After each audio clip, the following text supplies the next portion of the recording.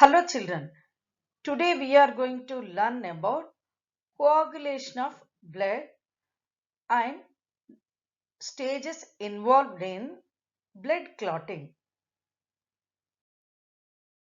Let us see children, what is blood clotting? So coagulation also known as clotting. You know that. So clotting means the liquid form of blood converted as a gel or solid material. So now you can see here these are blood cells. When we get injury, usually blood oozes out of the wound. After some time it will be stopped. Why it will be stopped, you know? So one of the solid material covered the wound. That's why bleeding will be stopped. So that is called blood clotting. I mean one of the solid material, one of thread-like structures are covered the wound. So that is called blood clotting. Let us see children, what are the process involved in coagulation of blood. So three stages involved in blood clotting, right? What are the three stages? So look here very clearly. So when we get injury, blood flows out of wound, right? So along with blood, platelets will be released.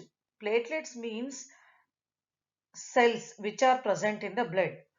Okay, children, how many kinds of cells present in the blood? Right, three kinds: white blood cells, red blood cells, and platelets. You know that platelets are helps to clotting the blood. Right. So when we get injury, blood flows out of the wound. Along with blood, now platelets will be released. Along with platelets, thrombokinase enzyme will be released. So this thrombokinase enzyme change the prothrombin into thrombin. Prothrombin means the substance which is present into the blood. Now when the thrombokinase enzyme will be released, that is act on prothrombin and converts the prothrombin into thrombin. Now thrombin converts the fibrinogen into fibrin. So fibrinogen means that is also one of the substances present into the blood. Now with the help of thrombin, this fibrinogen converts as a fibrin. Fibrin means nothing but thread-like structures, just like solid substance which is covered the wound. So now that is called blood clotting, right children? Now you can look here, prothrombin changed as a thrombin with the help of thrombokinase enzyme, and now with the help of thrombin, fibrinogen convert as a fibrin, right children? And also you can look here, this is the flow chart of coagulation of blood. First, blood comes out of the vessels. Next, coagulation of platelets. So I mean platelets will be released along with the thrombokinase enzyme. And this thrombokinase enzyme convert the prothrombin into thrombin. Now thrombin change the fibrinogen into fibrin, that is nothing but blood clotting. Children, you have to remember this flow chart about the blood clotting, right? Okay children, let us look at the what is serum. Serum means so the clear fluid which is above, you can see after the clotting of blood. These are the red blood cells, these are the white blood cells, and the clear yellow color fluid is called serum, right? These are serum having not red blood cells and also white blood cells, and also